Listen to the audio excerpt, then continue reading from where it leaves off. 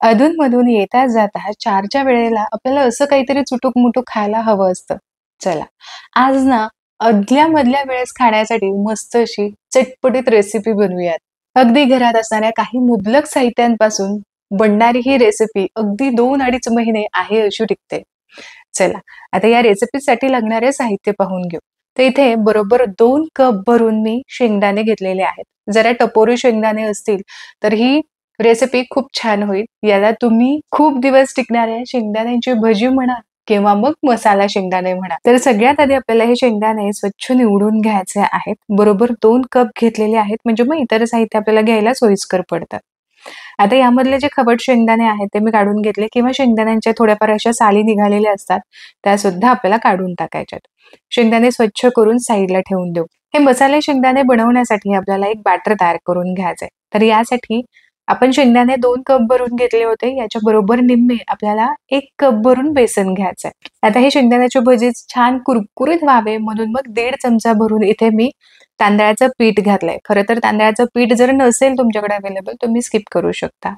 पाव चमचा भरून हळद घातली. आपल्या तिखटाच्या अंदाजाप्रमाणे लाल मिरचीची पावडर घालायची. तर इथे मी 1.5 चमचा लाल मिरची पावडर घातली. ही रंगाला सुद्धा थोडीशी डार्क आहे. त्यामुळे इथे आत्ता मी काश्मीरी मिरची पावडर नाही घातली. 1 चमचा भरून मी इथे चाट मसाला घातलेला आहे. सोबतच 1 ते 1.5 चमचा भरून आपल्याला यामध्ये आमचूर पावडर घालायची आहे. तर या आमचूर पावडर आणि चाट मसाल्याने खूप छान स्वाद येतो. आवर्जून घाला.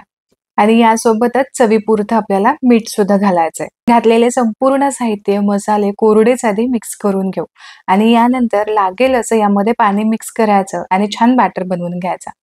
आता शेंगदाणे कोट होण्यासाठी आपल्याला बॅटर एक विशिष्ट पद्धतीनेच मिक्स करून घ्यायचं म्हणजे खूपच असं पातळ आपल्याला नकोय किंवा खूप अगदीच घट्ट सुद्धा नको. तर इथे सगळे मसाले या बेसनामध्ये मिक्स करून झाले की यामध्ये आपल्याला थोडं-थोडं करत पाणी घालायचं. तर बरोबर 1 कप भरून पाणी घेतलेलं आहे. यामधलं पाव कप भरून मी आता यामध्ये घातलं. आता एक्झॅक्ट मी पाण्याचा रेशो सुद्धा तुम्हाला सांगणार आहे, की जेणेकरून तुम्हाला खूप सोयीस्कर पडेल. तर बघा आणखीन पाण्याची गरज आहे म्हणून आणखीन पाव वाटी म्हणजे एकूण अर्धा कप भरून मी इथं पाणी घातलेलं आहे.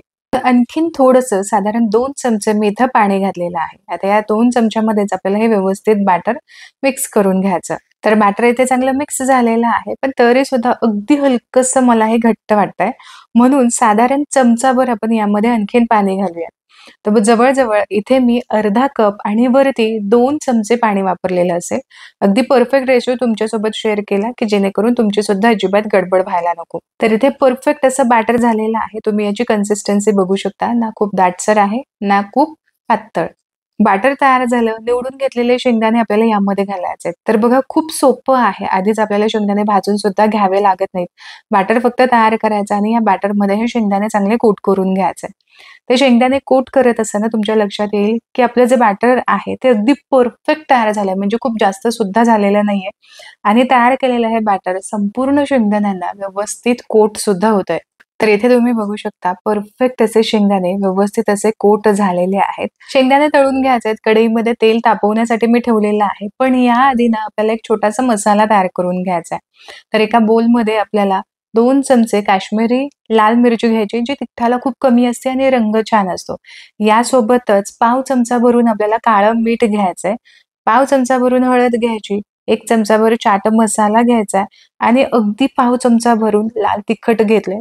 तर तिखट आपण ऑलरेडी बॅटरमध्ये घातलंच होतं. यामुळे आत्ता खूप जास्त तिखट नको आणि जी काश्मीरी लाल मिरची पावडर असते त्यामध्ये हलकासा तिखटपणा असतो. मग खूपच अगदी खाताना ठसका लागायला नको म्हणून मिरची पावडर अगदी पाव चमचा टाकलेली आहे. सगळे मसाले चांगले एकजीव असे मिक्स करून झालेले आहेत. सध्याला आपण हे साईडला ठेवूयात आणि हे शेंगदाणे तळण्यासाठी घेऊ. कढईमध्ये तेल तापवण्यासाठी ठेवलेलं आहे. तेल इतपत तापवायचं की हलकासा यामधून धूर यायला हवा आणि गॅसची फ्लेम लो करायची.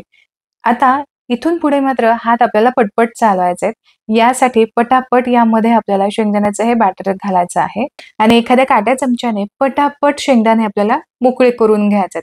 तर लक्षात घ्या गॅसची फ्लेम लो करायची म्हणजे हे शेंगदाणे पटापट असे मोकळे होतात. तर कोणाची इथे जर तुम्हाला मदत घेता येत असेल तर तुम्ही पटकन मदत घेऊ शकता कारण हे शेंगदाणे असे पटकन एकमेकांना चिकटतात. तळल्यामुळे लगेचच हे कुरकुरीत होतात. यामुळे असे शेंगदाणे प्रत्येक एक शेंगदाणा म्हणजे वेगळा वेगळा व्हायला हवा. यासाठी ही प्रोसेस अगदी फास्ट करावी लागते. आणि आता इथे तुम्ही बघू शकता शेंगदाणे असे बऱ्यापैकी वेगळे-वेगळे झालेले आहेत आणि छान असं त्यावरती कोटिंग सुद्धा चढलेलं आहे.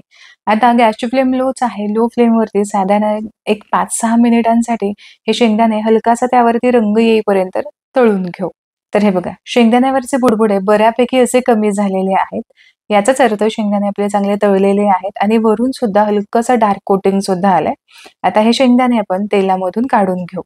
एक्स्ट्राचं जे तेल आहे ते निथळून जाण्यासाठी झाऱ्यामध्येच 1 मिनिटभरासाठी तुम्ही हे असंच ठेवू शकता आणि मग यावरती मसाला लावून घेतला तरी सुद्धा चालेल. हे शेंगदाणे हलकेसे गरम असतानाच तयार केलेल्या मसाल्यांपैकी अर्धा चमचा ते 1 चमचा मसाला तुम्ही यावरती घालायचा आहे आणि चांगले हे मसाले कोट करून घ्यायचे. तर प्रत्येक बॅच तळून झाल्यावरती थोडं-थोडं यावरती मसाला घालायचा आणि हा मसाला व्यवस्थित या शेंगदाण्यांना कोट करून घ्यायचा. तर अशा पद्धतीने संपूर्ण शेंगदाणे इथे तळून झालेले आहेत. हे शेंगदाणे एकदा तुम्ही तयार करून ठेवलेत ना, तर बघा पटापट हे संपून जातात आणि मसाल्याचं प्रमाण सुद्धा तुम्हाला अगदी परफेक्ट सांगितलंय. ते सुद्धा अगदी व्यवस्थित पुरलेलं आहे. चवीला अतिशय चटपटीत लागणारे, खातच राहावेसे वाटणारे असे हे चमचमीत असे मसाला शेंगदाणे इथे तयार झालेले आहेत किंवा तुम्ही ह्याला शेंगदाण्याचे भजी सुद्धा म्हणू शकता.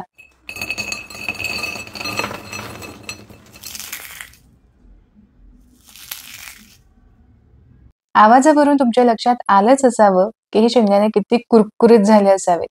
तर आशा करते, की आजची ही रेसिपी तुम्हाला आवडली असेल. रेसिपी आवडली तर व्हिडिओला लाईक जरूर करा. तुमच्या मित्र आणि परिवारामध्ये ही रेसिपी नक्की शेअर करा. पुन्हा भेटूया अशाच एका चटपटीत रेसिपीसोबत. तोपर्यंत स्वस्त राहा आणि मस्त-मस्त खात राहा.